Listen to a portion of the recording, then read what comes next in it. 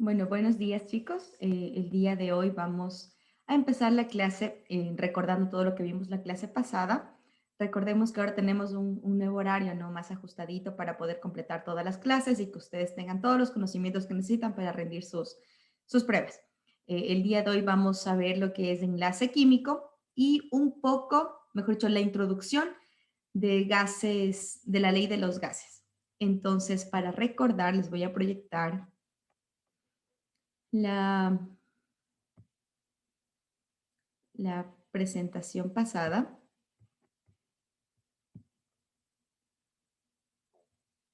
Perfecto. Para ir recordando lo que hemos visto.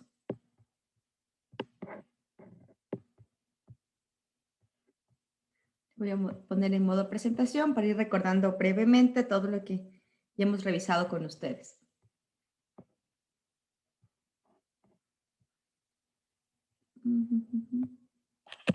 Quiero confirmar que se esté grabando.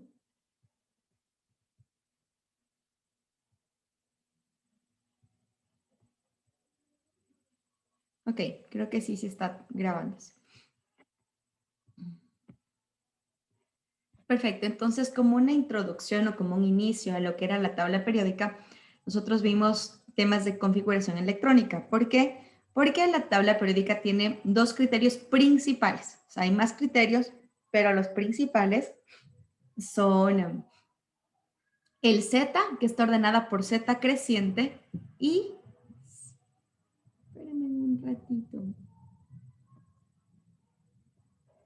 Está ordenado por Z creciente y por la configuración electrónica de cada uno de los elementos. Entonces, para entender cómo estaba la tabla periódica, vamos a ver ahora configuración electrónica. Mejor dicho, vimos ya con ustedes configuración electrónica. Habíamos revisado los conceptos de átomo, molécula, peso atómico, peso molecular. Peso atómico es el peso del átomo, del elemento como tal, y el peso molecular viene a ser el peso del compuesto. Eso quiere decir que vamos a sumar cada uno de los valores de los elementos. Revisamos también que era un mol y recuerden ustedes que un mol es el equivalente a 6,022 por 10 a la 23 moléculas o átomos, ¿cierto? Y esto es la constante de Avogadro. Ah, bueno, eso habíamos revisado. Entonces aquí hay una equivalencia, ¿no? Un mol va a ser igual al peso molecular, al peso molecular, el peso atómico, y esto va a ser igual al número de Avogadro. Eh, Sigamos, también habíamos revisado que el volumen molar de un gas es 22,4 litros bajo condiciones normales. Hicimos para ejercicios, para hacer relaciones, ¿no? Entre átomos, gramos, pesos moleculares, moles, entre otros. También revisamos lo que era configuración electrónica. Entonces decíamos que esto está basado en el modelo planteado por Schrödinger y la cual me dice cómo se están distribuyendo los electrones dentro de mi átomo, cómo se van llenando por cada capa.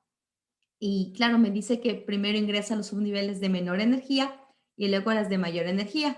También me habla de unos números cuánticos. Estos números cuánticos me dicen a mí, a n, que es el número cuántico principal, me dice qué tan grande es el espacio en el cual es probable yo encuentre mi electrón. Y me habla también de la energía asociada, ¿no? El L, que es el número cuántico secundario, me dice la forma, y justo está en la parte lateral derecha, las diferentes formas que me pueden dar los distintos suborbitales, como S, P o D. No es aquí F, ya luego vamos a ver cómo es el de F. El número cuántico magnético, este y el spin ya me dicen dentro de este espacio que determinamos en qué parte está y cómo está girando, si está a sentido horario o antihorario. Y vimos que cada uno de estos números cuánticos tiene diferentes valores también, ¿no? Bueno, n puede tomar valores de 1 a 2. Permítame un momentito.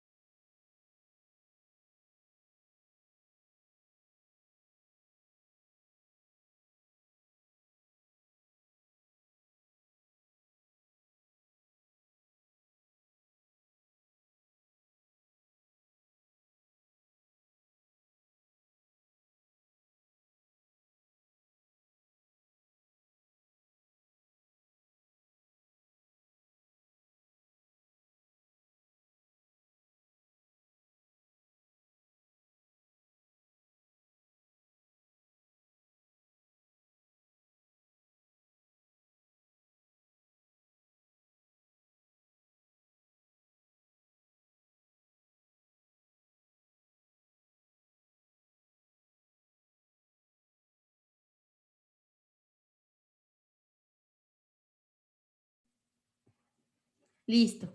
Perdón la interrupción. A ver, a n tiene o puede adoptar diferentes valores, 1, 2, 3, 4, 5, 6 o 7, que son los niveles de energía, los cuales ustedes ven en su tabla periódica corresponden a los valores que se encuentran horizontalmente, ¿no? Entonces, ustedes pueden verificar, no sé si aquí lo pueden ver. Ustedes pueden también poder revisar, ¿cierto? Los valores de L están asociados a los subniveles SP, D o F, ¿sí? Y cada uno adopta un valor, S0, P1, D2, F3. M desde menos L hasta L, es decir, si mi L vale 0, perdón, si mi L vale 1, puede ir desde menos 1, 0 o 1, son los valores que puede adoptar. Y mi valor de S, que es el valor de spin, si está en sentido horario, es decir, si ubicamos la flechita para arriba dentro de cada uno de esos cajoncitos, sería un medio, y si está para bajo la flechita, pues sería menos un medio. Recordemos que los suborbitales se llenan siempre primero todos los cuadritos en sentido horario para luego continuar en sentido antihorario. Ahora no quiere bajar. Ya. Habíamos visto también que para saber cómo es la configuración electrónica usábamos la regla de las diagonales, ¿no? En la cual tenemos que ir llenando por cada subnivel que me va mostrando la flechita. De ahí también revisamos la tabla periódica. Finalmente vimos esto, ¿cierto? Que la tabla periódica me dice a mí que fue establecida, o los criterios fueron por Dmitri Mendeleev, y está ordenado bajo los dos criterios, ¿cierto? Z creciente y la configuración electrónica. Vimos también la división, está dividido por familias, hay dos tipos de familias, que son la A o la B. Las A se encuentran aquí, estas son las A, y estas son las B. Cada grupo está así agrupado porque comparten características similares, ¿ok? Entonces los metales alcalinos tienen propiedades muy parecidas, de igual manera tienen similares sus electrones de valencia, por eso está dividido así. También habíamos hablado de los periodos, hay 7 periodos y son los temas de los niveles de los cuales se encuentra su configuración electrónica, en el cual termina. También está dividida por bloques. Por bloques.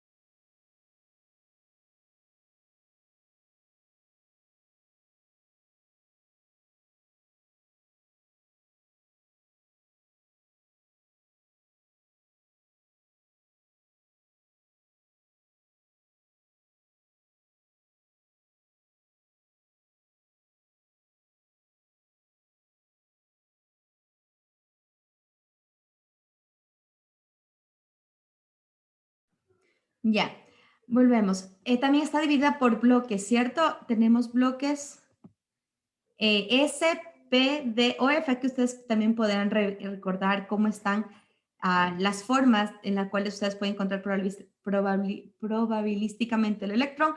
Y miren cómo es la del bloque F, ¿ok? También revisamos. Uy, eso está que no quiere moverse. ¿Cómo están ubicados? Entonces usted puede ubicar los elementos por 3 puntos. Por los bloques, recuerden que los bloques me dicen que termina su configuración electrónica, sea S, P o D. Los periodos, dado por el número mayor valor de n dentro de la configuración electrónica. Los diferentes grupos o familias, no pueden ser A o B. Estas tienen par reglas para poder ubicar al elemento, pero también depende del número de electrones que se encuentran en la capa SP o de la D. Y finalmente pudimos revisar las propiedades de la tabla periódica, ¿cierto? Revisamos que el carácter metálico disminuye a medida que avanza hacia la derecha y aumenta hacia abajo. ¿Cómo para ustedes va a ser fácil grabarse? porque hagamos, o sea, recordemos que la tabla periódica se agrupa por metales, metaloides y no metales. Entonces, si lo entendemos así, diríamos que va bajando, ¿no? Porque al final terminamos en no metales. Es una leve relación para que puedan acordarse de esto. El radio atómico disminuye a medida que avanza hacia la derecha y a partir de esto todo lo demás es mucho más sencillo. Entonces, como el radio atómico disminuye hacia la derecha y aumenta hacia abajo, la energía de ionización, que es la que me dice cuánto necesito yo para arrancar un electrón, vamos a recordar que entre más chiquito es nuestro átomo, más fuerza, mejor dicho, más cercanos están los electrones a nuestro núcleo. Entonces, por lo tanto, hay una mayor fuerza interatómica y vamos a necesitar me dice, ¿qué tanta energía vamos a necesitar para poder arrancar un electrón? Entonces, aquí vamos a ver que entre más chiquito es el elemento, más energía necesitamos para poder arrancarla. Entonces, si disminuye el radio hacia la derecha, la energía de ionización va a aumentar hacia la derecha. ¿Ok? Todo lo contrario con la afinidad, que me dice que es la energía que se desprende. Entonces, va a desprender menos energía. Entonces, vamos a decir la relación, ¿no? Porque disminuye hacia la izquierda y aumenta hacia abajo. Y la electronegatividad es parecido a la energía de ionización, entonces va a aumentar hacia la izquierda y va a disminuir hacia abajo. Creo que es hacia la derecha, ¿no?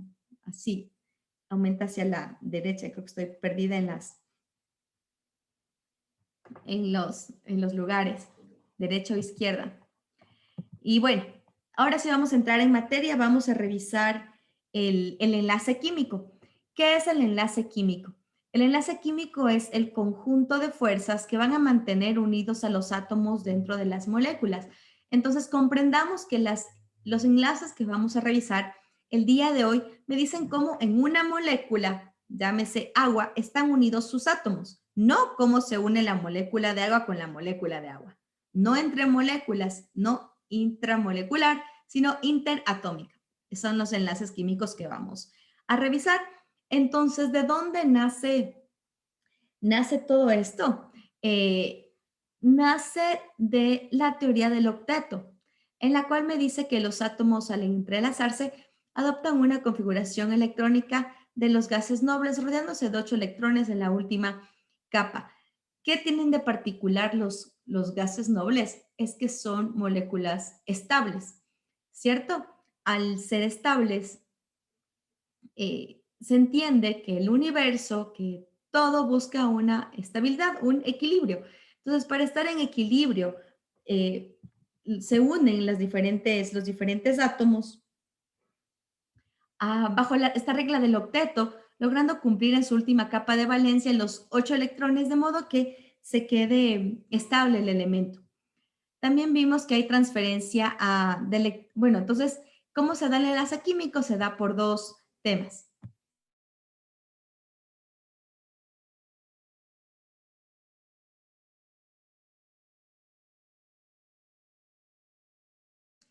Entonces, el enlace químico se da por dos principios. Primero, la transferencia de electrones entre átomos y la compartición sería, o compartiendo los electrones de su capa de valencia. Y de acuerdo a esto, nosotros tenemos tres tipos de enlace. Tenemos un enlace covalente, enlace metálico y enlace iónico. Y vamos a revisar cada uno de estos.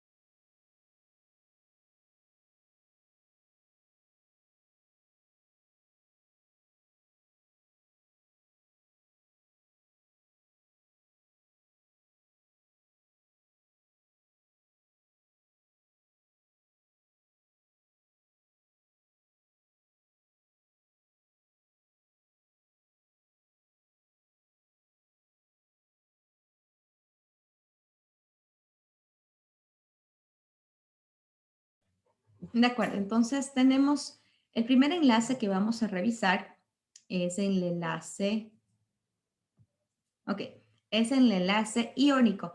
¿A qué les suena la palabra iónico? O mejor dicho, ¿a qué puede hacer referencia la palabra iónico para que ustedes puedan recordar y asociar cuando les estén evaluando? De iones. Entonces, el enlace iónico va a tener la presencia de iones. ¿Y qué son los iones? Recuerden que son elementos que tienen cargas, ¿no? Entonces, nosotros tenemos dos tipos de iones y les voy a anotar aquí.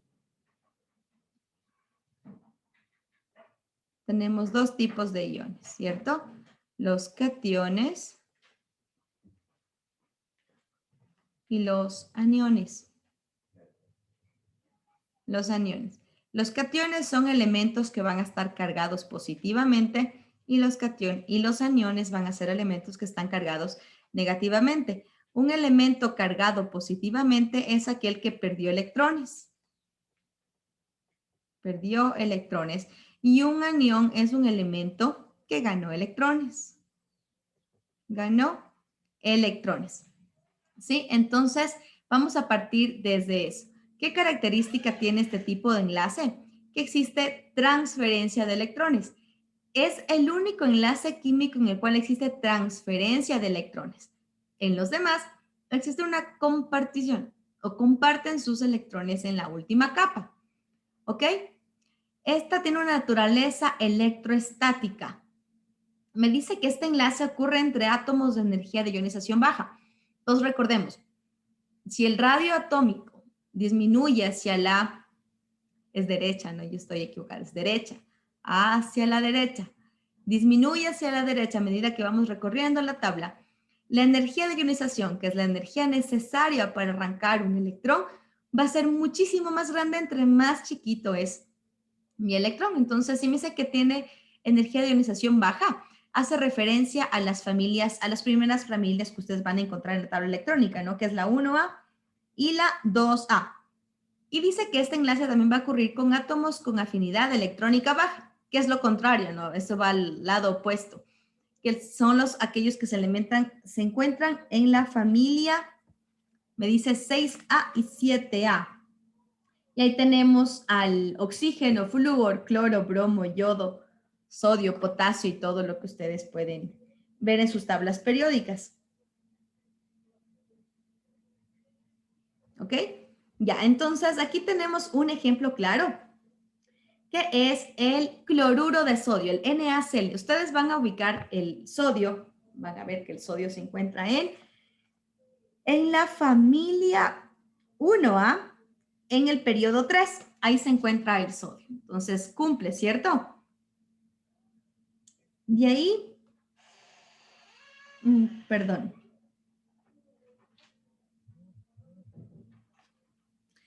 De ahí van a ver ustedes que el cloro se encuentra en la familia 7A en el periodo 3 también. Entonces cumple con esta característica. ¿Y qué es lo que vamos a ver aquí? ¿O qué sucede en este tipo de enlaces? Entonces, para ver qué es lo que pasa, vamos a sacar la configuración electrónica de cada uno de los elementos, ¿sí? Entonces vamos con el sodio.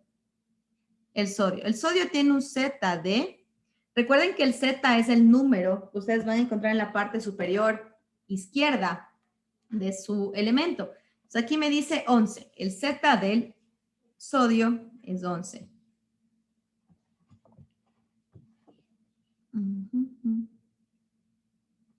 Z11. Y el Z de mi cloro, vamos con el Z del cloro, es 17. 17. A ver, déjenme revisar. Sí, 17. Ok.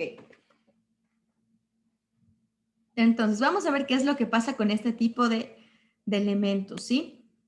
Vamos a nuestra configuración electrónica. Y de paso vamos a recordar lo que ya hemos visto. Y tenemos que... Ok, vamos con 11. Empezamos. 1S2. ¿No? Hay que ir siguiendo las flechitas. Seguimos con 2S2. 2S2. 2P6 y 3S1. 3S1. Tenemos 2, 4, 10, 11. 11 electrones. Lista la configuración electrónica de nuestro sodio. Ahora vamos con el cloro. El cloro tiene 17, entonces vamos 1s2, 2s2, 2p6, 3s2 y viene con 3p. ¿Cuánto me tocaría poner?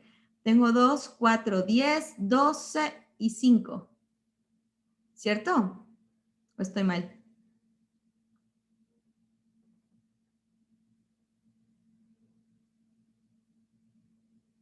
Sí, ¿verdad? 2, 4, 10, 12, 17. Ya, ¿qué es lo que pasa aquí? Si ustedes pueden ver la última capa o el N del cloro, el N que vamos a encontrar aquí es 3. Recuerden que 3 es el nivel de energía, ¿no? Nivel de energía.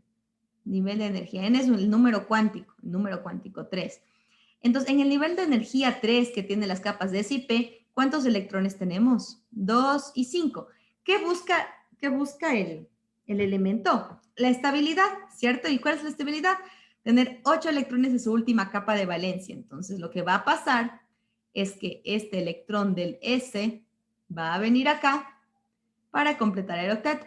¿Qué pasa cuando un elemento pierde electrones? Pues cuando un elemento pierde electrones se carga positivamente, ¿cierto? Y cuando un electrón gana, mejor, cuando un elemento gana electrones, ¿qué pasa? Se carga negativamente. Se carga negativamente. Listo, de acuerdo. Entonces, ¿qué tenemos aquí? Los famosos iones que les dije en el inicio. Porque ahora tenemos un sodio que continuamente está cargado positivamente y un cloro que está cargado negativamente y se van a unir por fuerzas electrostáticas. Como se forman iones, es un enlace iónico. Entonces, recordemos, el enlace iónico tiene la característica de que son transferencia de electrones, o sea que se da su unión por transferencia de electrones al crearse iones, ¿sí? Positivos y negativos que son los que se atraen. El ejemplo de esto es el cloruro de sodio. Entonces vamos a ver una de las características que tienen estos. Aquí está, ¿no? Entonces el enlace iónico tiene propiedades que a temperatura ambiente todos son sólidos. Este es el único que todos son sólidos. Bueno, no, el metálico también, excepción de mercurio. Ya, me dice que cationes y aniones están unidos mediante fuertes atracciones electrostáticas. Es fuertes atracciones electrostáticas. Permítame un segundo.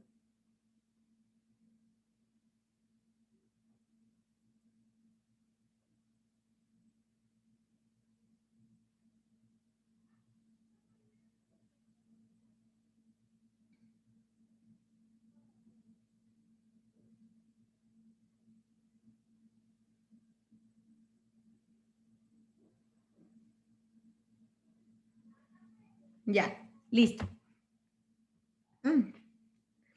Me dice que forman cristales. Es decir, que su disposición en el espacio tienen formas geométricas definidas. Entonces voy a tener yo cristalitos, una red cristalina.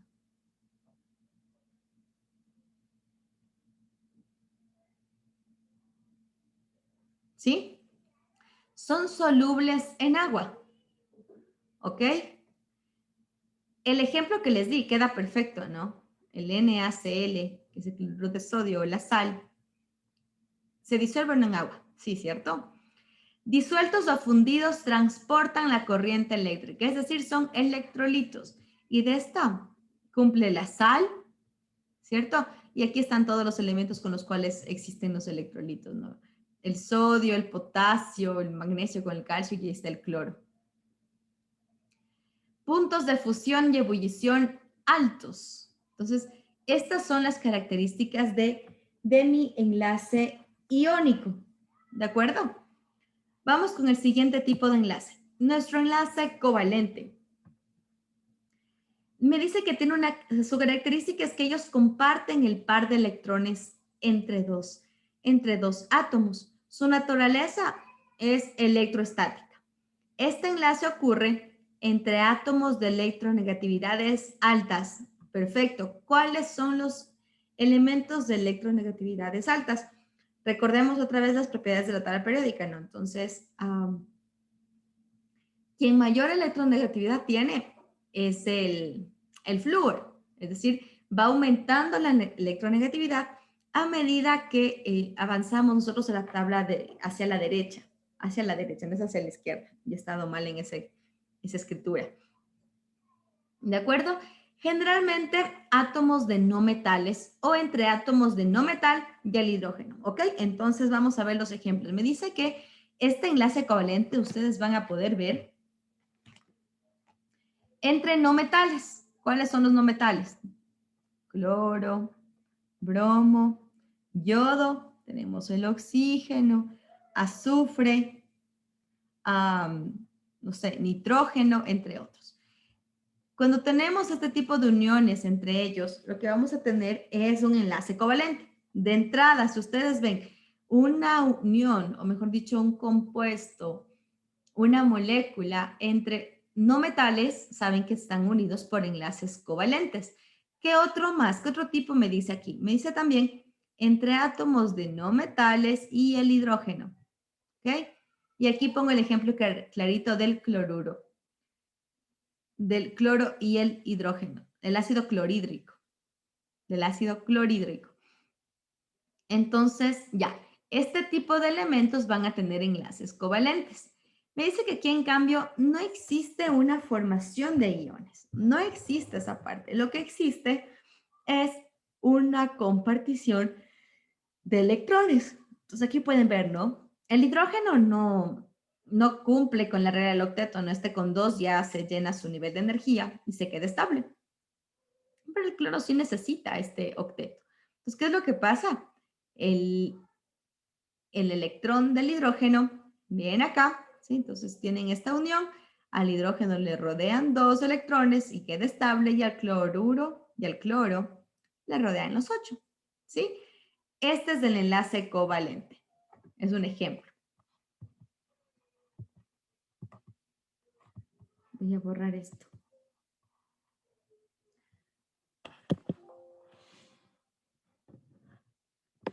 Perdeme un ratito. Vamos a ir viendo nosotros, vamos a ir revisando. Perfecto.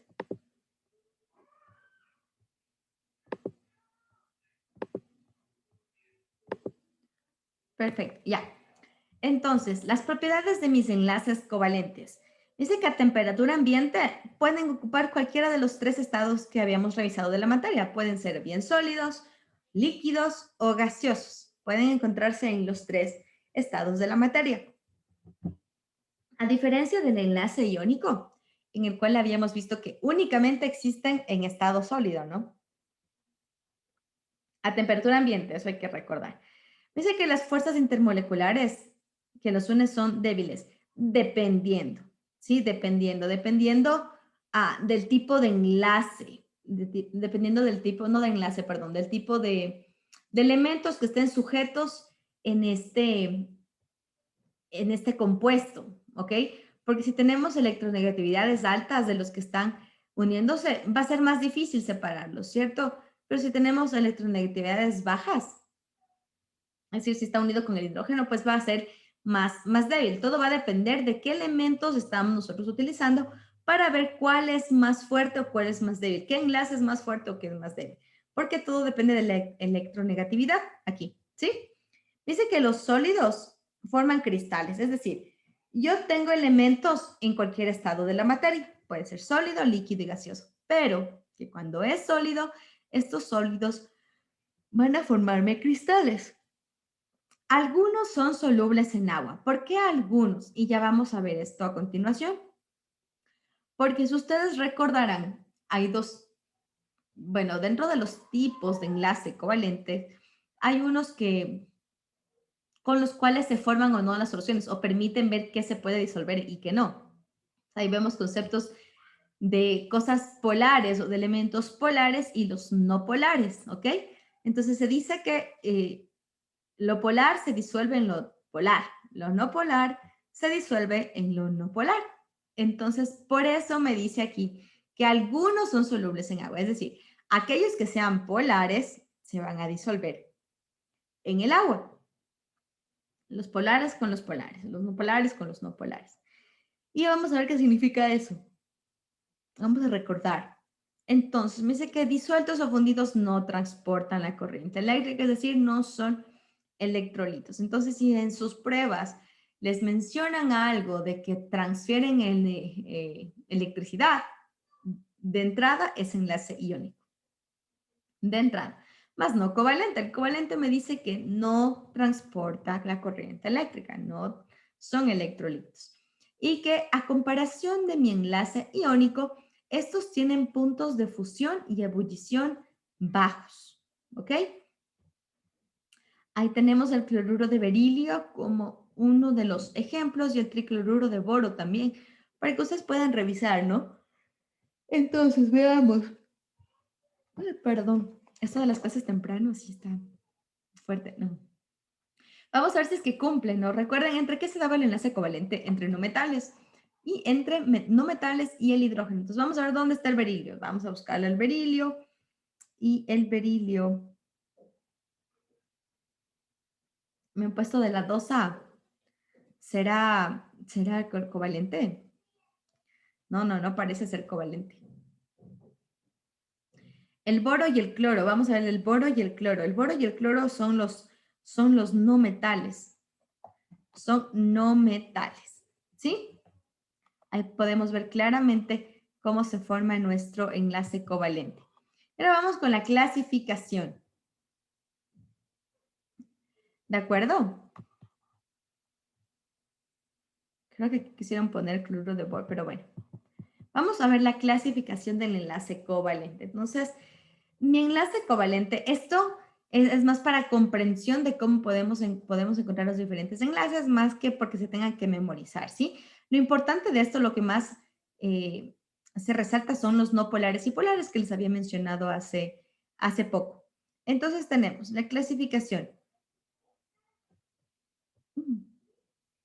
Su clasificación va a depender de cómo proceden o cómo se están uniendo sus electrones, ¿sí? Entonces me dice, clasificación. Por el número de pares de electrones tenemos simples, dobles o triples. Cuando hablamos de simples, dobles o triples y de este tipo de enlaces, enseguida vamos a recordar o vamos a asociar con la química orgánica, ¿sí?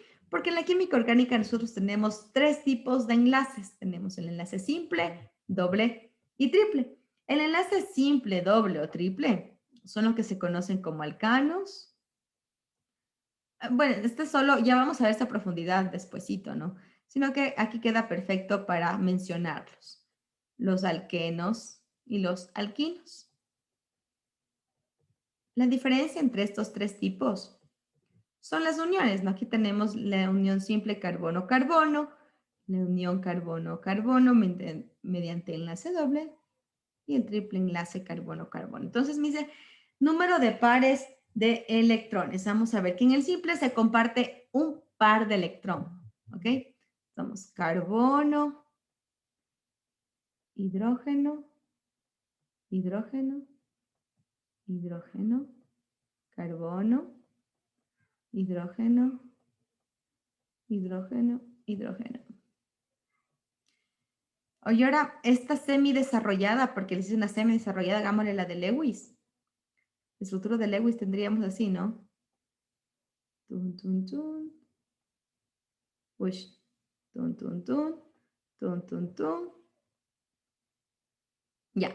Aquí pone un electrón el carbono y otro electrón me pone el otro carbono, ¿no? El carbono de acá. Tan, tan, tan, tan, tan, tan, tan, tan. Tan, tan. ¿Sí?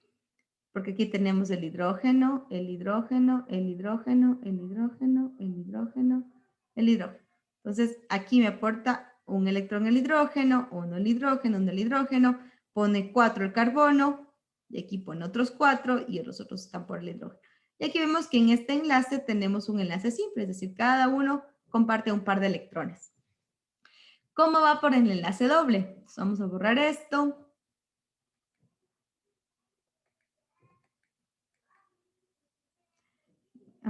Next show.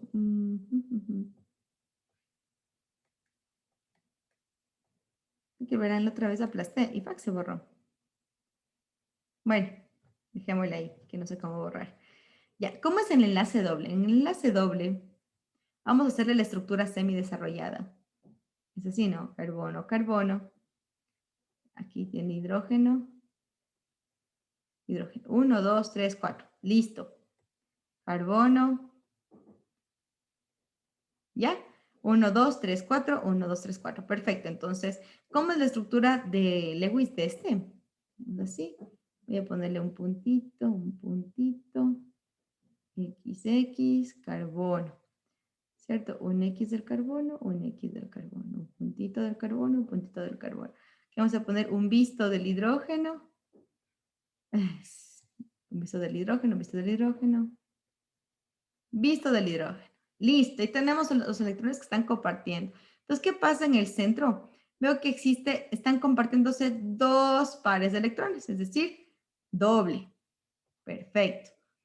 Y ahora vamos con el triple, ¿no? Y cumple también, ¿no? Tenemos aquí un no metal más el hidrógeno, entonces estamos hablando de enlaces covalentes. ¿Qué pasa en el enlace triple? Tenemos carbono, 2, 3. Esta ya es la de los alquinos, ¿no? Esta sería la fórmula, la estructura semidesarrollada de nuestro compuesto. Entonces aquí tenemos 1, 2, 3, 4, 1, 2, 3, 4. La estructura de Lewis iría algo así. Entonces, tenemos puntito, puntito, puntito, X, X, X. Carbono, X. Son 4 los electrones de valencia de carbono. Tenemos puntito y un visto para el hidrógeno, para el electrón que viene del hidrógeno y un electrón que viene del hidrógeno. Ustedes pueden ver aquí en el centro que lo que tenemos es 3 pares de electrones compartidos. ¿Ok? Triple. Está súper clarito. Entonces, son enlaces covalentes, simple, doble y triple cuando hablamos más de química orgánica, ¿no? Cuando hacemos referencia a los alcanos, alquenos y alquinos que presentan enlaces simples, dobles y triples en el cual se comparten respectivamente un par, 2 par y 3 pares de electrones. Ya, vamos con la procedencia. Me dice normal o dativo. Cuando hablamos normal, hace la referencia como que un justo, me suele decir. Es como que el hidrógeno aporta su electrón y el otro elemento aporta su otro electrón. Cloro, y aquí tenemos 1, 2, 3, 4, 5, 6, 7. Son 7 los electrones de valencia del cloro. Y listo. Ya, entonces cada uno dio su pequeño aporte para que se forme el enlace. Mientras que cuando es dativo, me dice que los dos vienen de un electrón. Me dice, cuando el par de electrones compartidos procede de un solo átomo. Es el ejemplo que me da aquí. Tenemos el S o S, ¿no? Aquí tenemos 1, 2, 3, 4, 5, 6. Es al revés. Aquí es el oxígeno.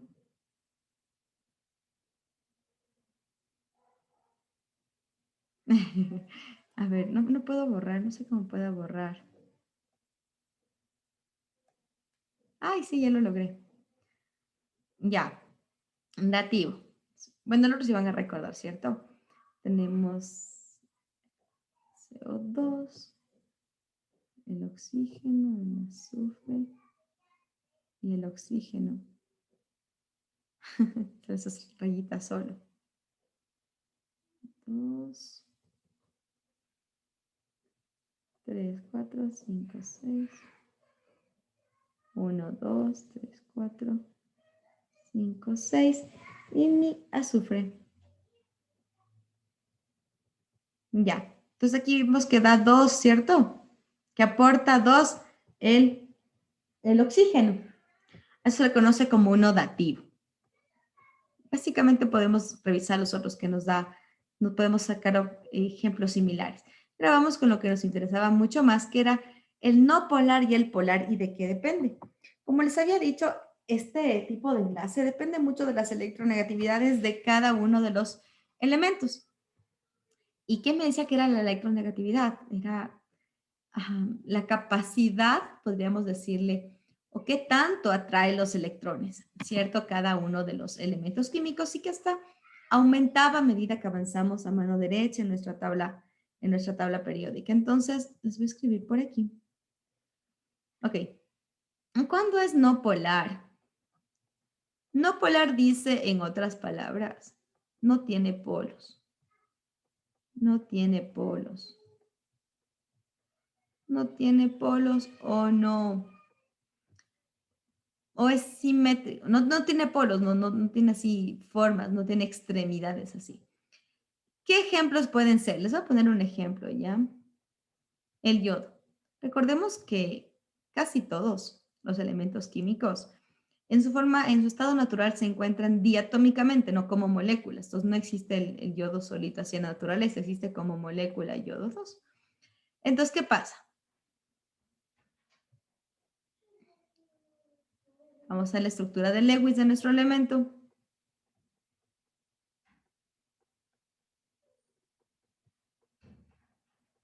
Ya, vamos a ver. La electronegatividad de este elemento, el cloro, está por debajo del flúor, ¿no? Entonces es bastante, es alta la electronegatividad. ¿Y qué quiere decir? Que tanto este yodo de aquí como este yodo de acá van a tener la capacidad de atraer los electrones. Hasta así, cuando atraen los electrones, cuando están, como que la fuerza que atrae los electrones hace que se cree como que una nube, se llama la nube de electrones, ¿ok? Entonces, tanto este yodo jalará tan fuerte, digamos la palabra jalará, tan fuerte los electrones de este otro como este, el de acá. Entonces es medio proporcional, ¿no? Es proporcional. Entonces, la nube de electrones que se va a formar, se forma algo así. Ustedes ven que aquí no tiene polos. ¿Cuándo sí tiene polos? Ya, ahora hagamos un ejemplo. ¿Qué pasa con el cloruro de yodo? El yodo y el cloro. De acuerdo. Vamos a ponerles 3, 4, 5, 1, 2, 3, 4, 5, 6, 7. Estructura de Lewis, 7, 7. Ya, vamos a ver a nuestra tabla periódica. Quiero que revisen ustedes en qué posición. Hay valores, ¿no? O sea, la electronegatividad tiene valores numéricos con los cuales ustedes pueden sacar un delta de diferencia y según eso ver si es o no polar. Básicamente funciona con valores. Sin embargo, aquí le vamos a hacer un resumen muy leve de cómo ustedes pueden darse cuenta que es o no polar. ¿Sí? Entonces, el yodo, el cloro, tiene una posición, ustedes van a ver que está, bueno, el cloro está en la familia 7A y en el periodo 3. 1, 2, 3. Aquí está. Aquí se encuentra el cloro. ¿Ok? Y el yodo se encuentra más abajito en el periodo 5. ¿Ya? Listo. Entonces, recuerden, ¿cómo va la electronegatividad? La electronegatividad aumenta hacia la derecha y disminuye hacia la izquierda. Eso quiere decir que el que esté más arriba tiene mucho más electronegatividad, ¿cierto? Porque va disminuyendo hacia abajo, me dices. Bajo ese principio, el de acá tendrá más que la de acá, y el de acá más que de acá, y el de acá más que el de acá, ¿sí? Y a medida que va hacia la derecha, también será, ¿no? El que está, perdón un ratito.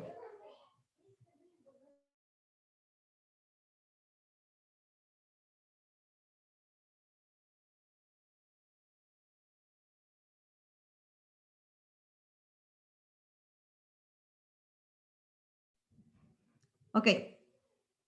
Entonces, vamos. Como me dice que aumenta desde la izquierda hacia la derecha, sabríamos que el que se encuentra más al lado derecho, o sea, si más en esta posición, tendrá mucho más que el que se encuentra acá. Ese es el concepto, ese es el resumen de lo que vimos, ¿ok? Entonces, bajo estos criterios, ¿cuál tiene más electronegatividad? El cloro, ¿no? Entonces, como el cloro tiene mayor electronegatividad, ¿qué pasa? Sí, aquí tenemos el cloro y el yodo. Entonces, el cloro va a traer muchísimo más, es decir, la nube de electrones va a ser mucho más grande en este lado que en este. Entonces, aquí sí se forman los famosos polos, ¿no? Que dicen que son polares o no polares. Entonces, a ver, ¿dónde está mi esferito? Ya, aquí está. ¿Qué pasa aquí? Dice que la nube de electrones es mucho más grande que acá. ¿Ok? Esto es un polo. Entonces, como es un polo, este es un elemento polar porque tiene polos. ¿Ok? H2O. Así va, ¿no? El O. Entonces, bajo este principio, el agua tiene también, es un elemento polar. ¿De acuerdo? Estos son los distintos enlaces covalentes. Y normalmente se pregunta el tema de polares o no polares. Y ustedes ya van a saber cuál es la relación o el por qué sí es polar o por qué no es polar. Vamos con el siguiente y último tipo de enlace. Recuerden, estamos viendo enlaces interatómicos. O sea, entre los átomos que están formando una molécula. No los que están uniendo moléculas, ¿sí? Porque ahí vamos a encontrar muchísimos más, ¿no? Como el puente de hidrógeno, que las fuerzas de Van der Waals, entre otros. Entonces, ¿cuál es la característica de mi enlace metálico? Me dice que ellos también comparten electrones entre varios átomos. Aquí en el enlace covalente se comparten pares de electrones entre dos átomos, ¿ok? Comparten un par de electrones entre dos átomos. Dos átomos. ¿Qué pasa en mi enlace metálico? Entre varios átomos. Ustedes observen la gráfica. Resulta que los electrones se comparten, o sea, se forma una nube de electrones. Una nube de electrones que permanece estable con las cargas positivas de los núcleos de cada molécula del metal, ¿sí? Entonces, aquí no se comparte, no es como que está así un cobre con un cobre y están aquí compartiéndose los electrones, no. Dice que hay varias cargas negativas, las cuales se relacionan unas con otras. Por eso ustedes ven aquí, hay flechitas para diferentes lados. Esa es la diferencia entre mi enlace metálico y mi enlace covalente. Igual, de igual manera tienen una naturaleza electroestática, es decir, se forma una nube de colores. Y este enlace ocurre entre átomos de un mismo elemento metálico.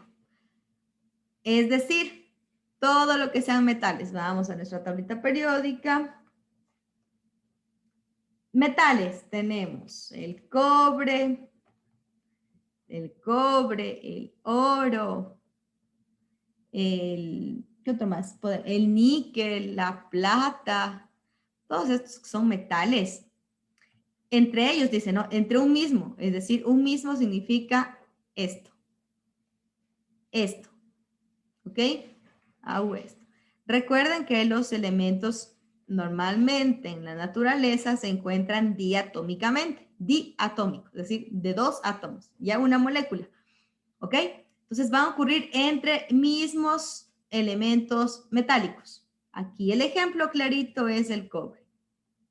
El cobre tiene o presenta un enlace metálico. Entonces el nombre no es muy difícil ni tiene a dónde irse, ¿no? Cuando vean enlaces o así moléculas, como el cobre, níquel, oro, magnesio, berilio, lo que sea, vamos a encontrarlos diatómicamente. ¿Y qué tipo de enlace los une? Pues un enlace metálico, ¿de acuerdo? Vamos a ver características. Vamos a recordar el cobre, ¿sí? Cobre va a ser un ejemplo para poder recordar cuáles son las características de este tipo de enlaces y moléculas. Entonces, me dice que son estructuras compactas y muy resistentes, sólidas en su mayoría. La única que no está en estado sólido a temperatura ambiente es el mercurio, que ustedes pueden ver en la parte inferior, este grafiquito. Dice que este forma un círculo perfecto, ¿no? Es la única diferencia. Dice que brillan, que todos brillan. Aquí pueden ver la fotito, ¿no? Todos los metales brillan, son muy buenos reflectores de la luz. Organizados en estructuras hexagonales, cúbicas o de formas geométricas. Aquí vemos, ¿no? O sea, cuando hay vértices hay figura geométrica. A excepción del mercurio, porque el mercurio, ¿qué pasa? Este no tiene formas geométricas, hexagonales ni cúbicas. Este forma un círculo. Bueno, no es ni círculo. Sería una media esfera. Una media esfera, ¿no? Pero aquí podemos ver la fórmula, cómo está. Que tiene puntos de fusión relativamente altos. Entonces vamos a ver la diferencia entre altos, que me decía el enlace iónico, relativamente altos, metálico, y bajos, que era para el enlace covalente, ¿ok? De sus elementos, ¿no? Son sólidos, sólidos todos, excepción de ¿cuál? Del mercurio. Y son conductores, son perfectos conductores de la electricidad. Claro ejemplo, el mercurio, ¿sí? Entonces, lo que yo he pretendido es que por cada tipo de enlace ustedes se graben el único ejemplo con el cual pueden hacer referencia a cómo está compuesto, qué fuerzas lo unen o qué características tiene cada uno de estos.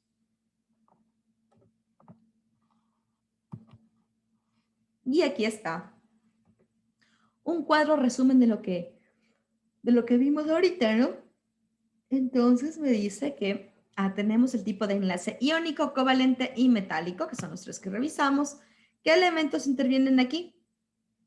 Pues en el enlace iónico tenemos los metal con no metal de las familias 1A o 2A con las 6 y 7B. Perfecto. ¿Qué pasa ahora con el covalente? Dice que se da entre no metales. Entre no metales o entre no metales y hidrógeno, por eso está ahí completo. Metálico, entre metales, ¿sí? Ejemplo claro, el cobre, ¿de acuerdo? ¿Qué pasa con los electrones? En el iónico hay ganancia y pérdida de electrones, lo que quiere decir que se forman iones. Mientras que en el covalente y el metálico comparten átomos. Pero ¿cuál es la diferencia entre ellos? Que en el covalente comparten entre dos átomos. ¿Cuál era uno de los ejemplos? HCl, ¿no? Comparten. Pero en cambio en el metálico no comparten el par de electrones entre dos átomos, sino entre varios. Y aquí dice, entre átomos, entre muchos átomos de metales. Entonces aquí cobre, cobre, cobre. Y aquí están todos los electrones como una nubecita. ¿Cuál es el concepto? Bueno, en todos les unen las fuerzas electrostáticas, ¿no? Pero dice que ese es del principio único, pero en cambio en el covalente se ve la necesidad de ellos de compartir electrones por su proximidad. Y aquí, bueno, está la nube electrónica. La estructura es de formas redes cristalinas, pueden ser moléculas independientes o puede formar una red covalente atómica y una red metálica. Al final todos van a tener algún tipo de red, ¿no? La una más concisa que otra, más precisa.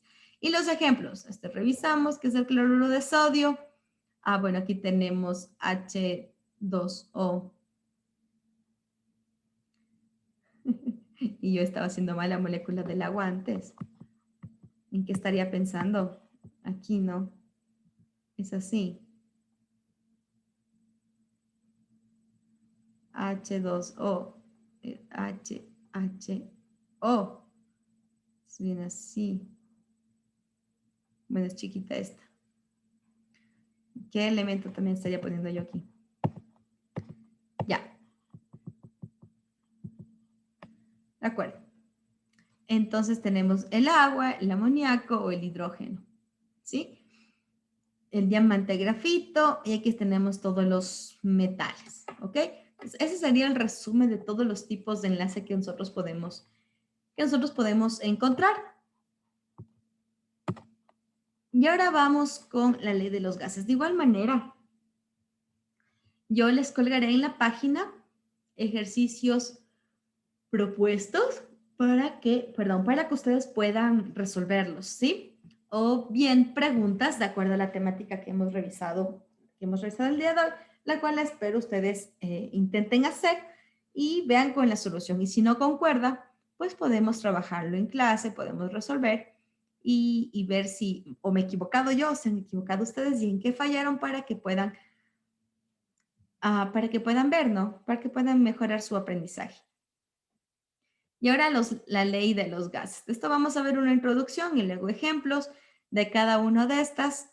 Es decir, la clase ya va a ser más práctica. Hasta ahorita hemos visto un poco de teoría necesaria, muy necesaria, y luego ya entraremos en lo que es formulaciones químicas de estequiometría, entre otros, reacciones químicas y bueno, vamos. La ley de los gases. Entonces, ¿qué? La ley de los gases. Déjenme borrarle esto.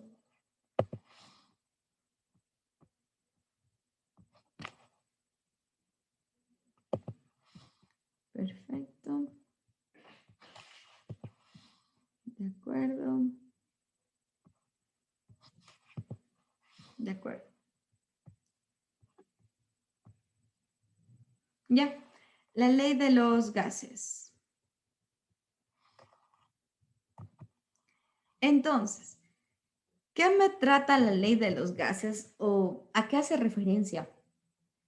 Entonces me dicen que hay tres magnitudes relacionadas directamente con el comportamiento de los gases bajo ciertas condiciones. Entonces me dice la presión, el volumen y la temperatura. Son magnitudes que me determinan cómo se va a comportar mi gas. Bajo condiciones ideales existen fórmulas que describirían el comportamiento de mi gas, ¿no? Serían en situaciones ideales, de gases ideales. ¿De acuerdo? Entonces, bajo tres perspectivas de distintos personajes científicos, se estableció una ley general de los gases. Pero, ¿cuál primero fue la base? Entonces, la base fue aquella ley obtenida de Boyle-Marriott, la de Charles y la de Gay-Lussac. Bajo la teoría de los tres, se determinó la siguiente ley de los gases general. Dice que un gas a una presión 1 y volumen 1 bajo una temperatura 1 va a ser proporcional al mismo gas a otras condiciones, ¿no? A una condición 2. O lo que sería en otras palabras, un P inicial, P es presión, B volumen, bajo una temperatura inicial. Si yo cambio, a ver, dada una presión inicial, volumen inicial y una temperatura inicial, si yo varío uno de estos parámetros, por ejemplo, una temperatura 2, es decir, cambio, aumento o disminuyo, lo que yo también voy a cambiar o afectar es directamente la presión y el volumen, ¿ok? Porque tendré un 2 y un 2, o una temperatura final, una presión final y un volumen final. Sin embargo, ambos tendrán la misma relación. Es decir, si aquí todo el trámite me da 3 de lo que sea cualquier unidad, acá también tendré 3. Se mantiene una misma relación cuando uno de los parámetros cambia. Eso me dice, o esta, mejor dicho, es la ley general de los gases. PBT. ¿Okay? PBT. No es muy difícil la ecuación. Esa es la ley general de los gases. Entonces, vamos a verla individualmente, qué aportó cada uno de estos científicos para poder determinar esto. Entonces, vamos con la primera. Me dice la ley de Boyle-Marriott. Me dice que él mantiene la temperatura constante. Entonces, entiendo yo que es un sistema isotérmico. Así que mantiene la temperatura. Es decir, no hay temperatura, no varía la temperatura. ¿Ok? Varían los otros parámetros, no la temperatura. Entonces, ¿qué hizo esta persona? ¿De acuerdo? ¿O cómo podemos ver o cómo la podemos determinar a partir de nuestra ley general de los gases? Entonces, recordemos. P1, B1, T2. Perdón, T1, T2, B2, ¿ok? Entonces me dice, mantiene la temperatura constante. ¿Qué significa una temperatura constante? Significa que mi T1 es igual a mi T2, porque no varía. Como no varía, ¿qué pasa en la relación matemática? B1, B1, bueno, vamos a hacer, es igual a mi P2, B2 sobre T2. Como T1 está dividiendo, pasa al otro lado a multiplicar. T1. Si T1 es lo mismo que T2, es como si yo tuviera así, ¿no? ¿Qué se hace? Se simplifica. Simplificado. Entonces, ¿cuál es la relación que se obtuvo de la ley de Boyle-Marriott? B1, B1, B2, B2. ¿Ok? Entonces, esta es la ecuación que ellos determinaron. ¿Aquí qué quiere decir? En principio, hay una relación inversa, ¿no? Entonces, la relación entre la presión y el volumen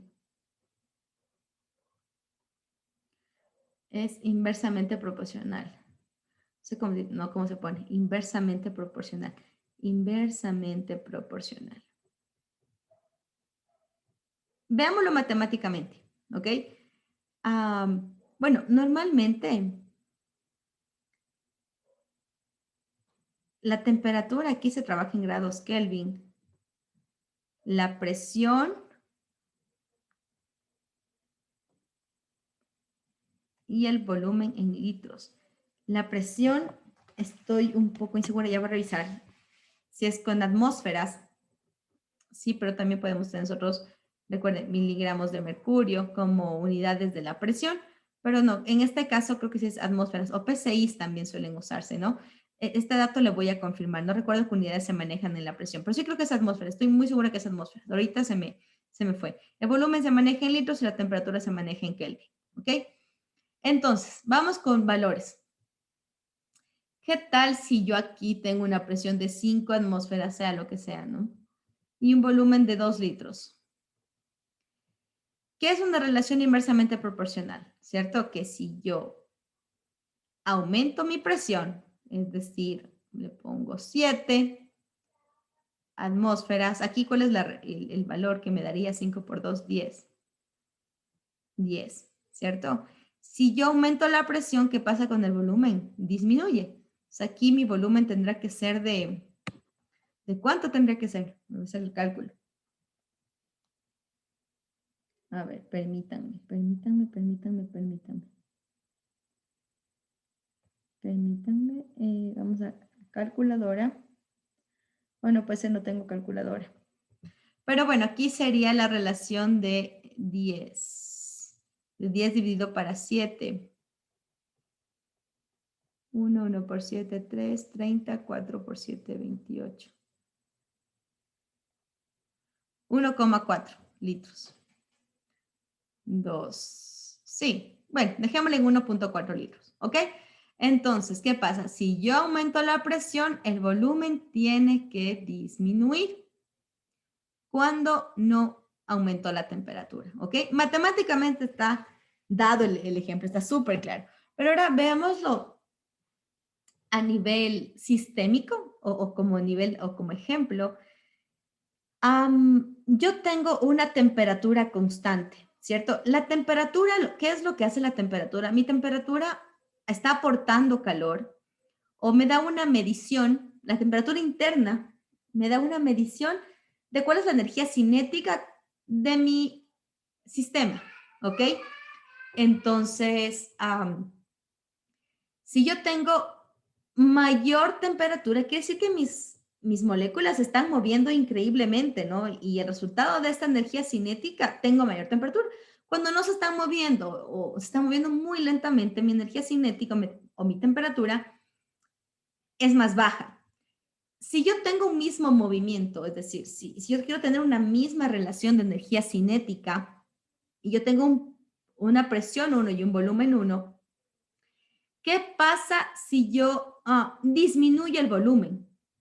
Como disminuyo el volumen, tengo un menor espacio para que se muevan mis partículas, es decir, tengo un menor espacio. ¿Qué pasa con mi presión? Si, por ejemplo, si antes para que mi molécula choque desde el un extremo hasta el otro extremo de mi cajita, hagamos de cuenta una olla, entonces yo tengo una molécula en la base y otra tengo en el tope. Si es más larga la distancia, se va a tardar más, ¿no? Se va a tardar mucho más. ¿Qué pasa si estas distancias se acortan? Van a haber mucho más movimientos, van a haber mucho más, va a haber mucho menos recorrido, es decir, van a haber muchos más golpes, es decir, la presión va a aumentar, ¿sí? La presión va a aumentar y mi volumen va a disminuir, si disminuye mi volumen. Vamos con la siguiente ley de los gases, que es la ley de Charles. Dice que mantiene la presión constante, ¿ok? Isobárico se llama cuando se mantiene la presión constante. Es un sistema isobárico, el proceso térmico isobárico. Ok, entonces si mantengo la presión constante, vamos a la misma relación matemática. Tenemos P1, B1, o P inicial, pongámosle, ¿ya? Temperatura inicial va a ser igual a una presión 2, o presión final, volumen final, temperatura final. Ok, mantengo presión constante. ¿Qué significa presión constante? Significa que mi presión 1, mi presión inicial va a ser igual a mi presión final. Ok, entonces bajo este parámetro vamos a la misma relación matemática, ¿no? Volumen 1, T inicial es igual a P final, volumen final, temperatura final. Como la presión estaba multiplicando, pasa a dividir. Como P1 es igual a PF, ¿qué pasa? Se elimina. ¿Qué me dice?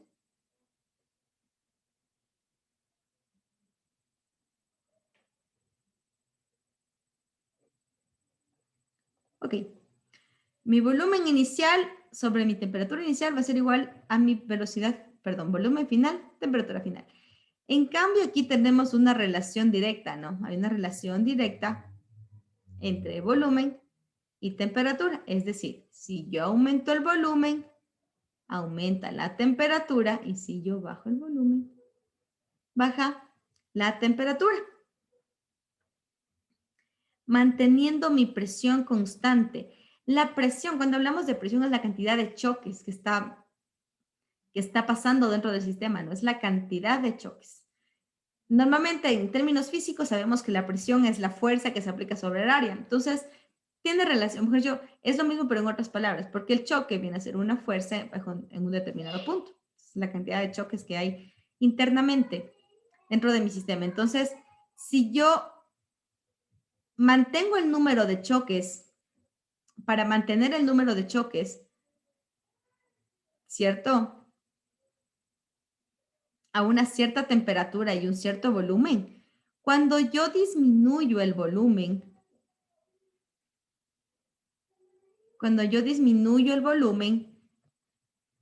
¿qué pasa con mi número de choques? En teoría se va a aumentar, ¿no? Porque tengo menos espacio para recorrer. Pero si yo bajo la temperatura, voy a tener la misma relación de presión. Porque si bajo, ya no van a tener tanta energía. Es decir, si antes, por ejemplo, tenían o recorrían mucho más rápido, ahora van a recorrer mucho más lento, porque ya no tienen la misma energía. La energía, que es la energía cinética o la temperatura, ya no va a ser la misma. Entonces, ¿cómo yo mantengo? ¿Cómo si es que yo tengo un volumen 1 y una temperatura 1 mantengo? La presión constante es bajándole la presión, bajándole la temperatura. Así los parámetros no se ven afectados. ¿Sí? Finalmente, y para concluir esta clase, tenemos la ley de los gases de Gay-Lussac. ¿Qué pasa en esta?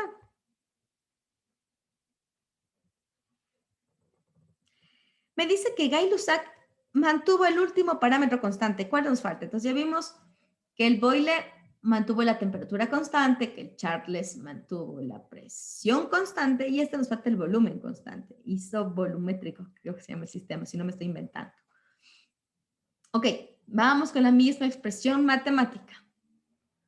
Ok, P inicial, volumen inicial, temperatura inicial va a ser igual a la presión final, volumen final, temperatura final, ¿sí? Entonces me dice que tenemos el volumen constante. Volumen constante implica que el volumen inicial va a ser igual al volumen final. Matemáticamente significa que P1, PI, TI es igual a presión final por volumen final por temperatura final. Mi volumen está multiplicando, pasa a dividir. Volumen inicial. Como B1 es igual a BF, es como si tuviera aquí BF y se elimina.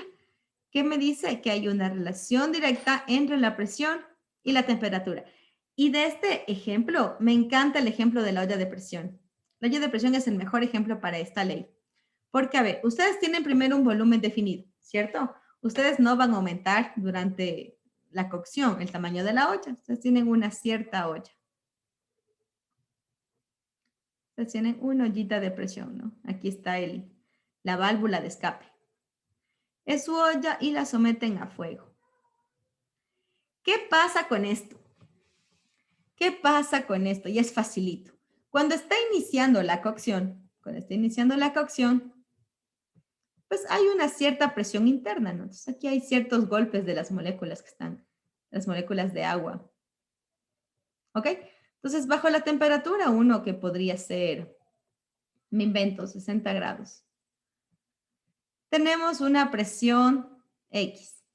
Sí, así no sé porque no sé, nunca he tenido un dato medio real y decente y coherente.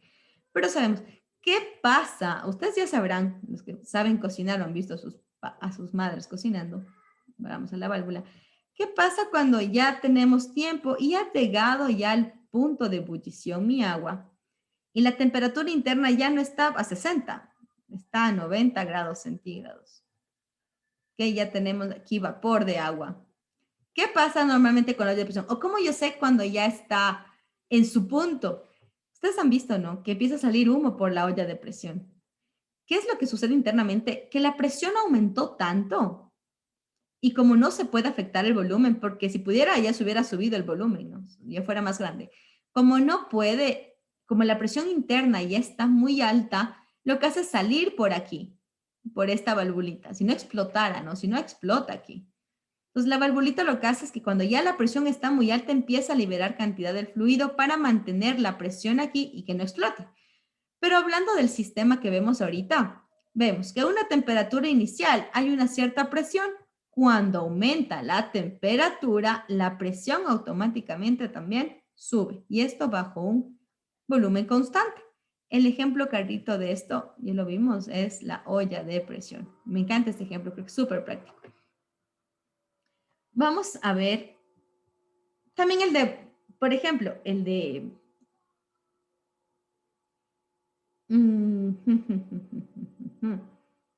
Bueno, no, eso sería con el globo.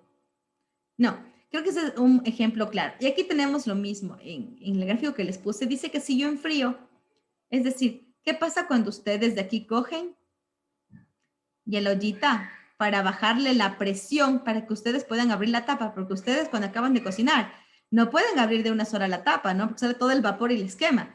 Ustedes tienen que bajar la presión para poder abrir la olla. ¿Cómo bajan la presión las madres? Algunas van y someten a la olla una llamita de agua, ¿no? La llamita de agua, ¿qué es lo que hace? Hace que una llamita de agua, un chorro de agua. Someten a un chorro de agua. ¿Y qué es lo que hace el chorro de agua? Baja la temperatura interna. Y cuando bajan la temperatura interna, también bajan la presión interna y ahí es cuando ya por fin pueden abrir la olla de presión, ¿ok? Este es el ejemplo perfecto. Entonces, con esto hemos dado una introducción a lo que son las leyes de los gases. Espero quede claro. La siguiente clase lo que vamos a hacer es realizar varios ejercicios para tener más claro esto y proceder con los siguientes temas. Esta sería la clase de hoy. Muchas gracias por su atención y pues sería felices fiestas, ¿no? Que todo les vaya súper bien. Hasta luego.